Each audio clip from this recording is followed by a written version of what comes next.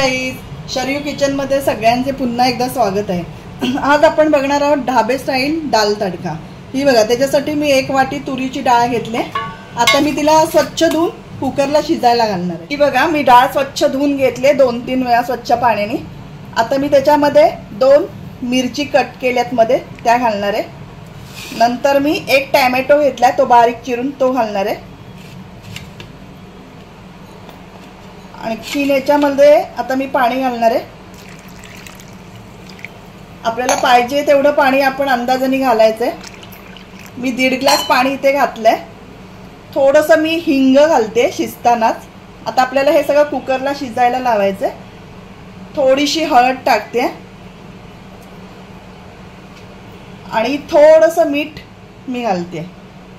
आता हे सगळं छानपैकी मिक्स करायचंय आणि कुकरला आपण 3 शिट्ट्या करून मस्त डाळ शिजवून। हे बघा गाईज, हे 3 शिट्ट्या कुकरला डाळ शिजवून घेतले। छानपैकी अशी आपली गुरगुरीत डाळ शिजलेली आहे।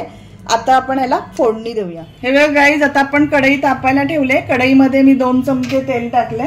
तेल आपलं छानपैकी तापलंय। आता आपण सगळ्यात आधी राई मोहरी घालणार आहोत। नंतर थोडंसं आपल्याला जिरं घालायचंय। जिरं मोहरी चांगली तडतडली की आपल्याला खूप सारा असा कढीपत्ता, म्हणजे 15-20 पानं कढीपत्त्याची घेतलेत मी। कढीपत्ता घालायचा आहे। कढीपत्त्याचा चांगला डाळ तडक्याला वास छान येतो। आणि सगळ्यात महत्त्वाचं म्हणजे मी हे 15-20 पाकळ्या असा लसूण घेतलाय, सोलून पकडीने ठेचून असा घेतलाय, तो घालायचा आहे। हे बघा, लसूण असा छानपैकी आपला तेलात ब्राऊन झालेला आहे।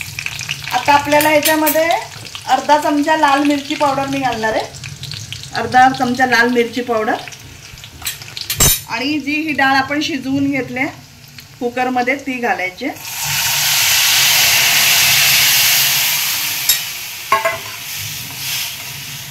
आणि आपल्याला जेवढं पातळ पाहिजे असेल डाळ तेवढं आपण ह्याच्यामध्ये पाणी घालायचंय। मी ह्याच्यामध्ये आता थोडंसं अजून पाणी घालणार आहे, अर्धा ग्लास।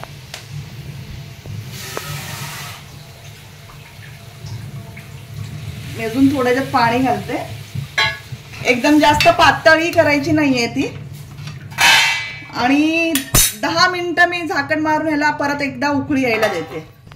10 मिनिटं झालेली आहेत गाईज। आता आपण बघूया आपला डाळ तडका। हे बघा, खूप छान असा सुगंध सुटलाय डाळीचा, तुम्ही बघू शकता। ढाबे स्टाईल छान डाळ तडका आपला रेडी झालेला आहे। आता ह्याच्यात आपण अर्धा चमचा मी हा गरम मसाला पावडर घालणार आहे। आणि आपण डाळ शिजायला घालताना मीठ घातलं होतं, म्हणून अजून थोडंसं मीठ मी ऍड करते याच्यात। छानपैकी मिक्स करून घ्यायचंय।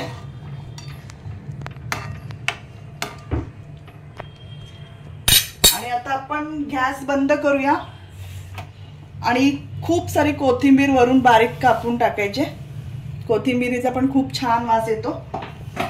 तुम्ही बघू शकता आपला मस्तपैकी खमंग असा डाळ तडका ढाबे स्टाईल रेडी झालेला आहे। तुम्हाला जर आवडला असेल तर तुम्ही नक्की करून पहा। लाईक करा, शेअर करा, सबस्क्राईब करा। Thanks for watching.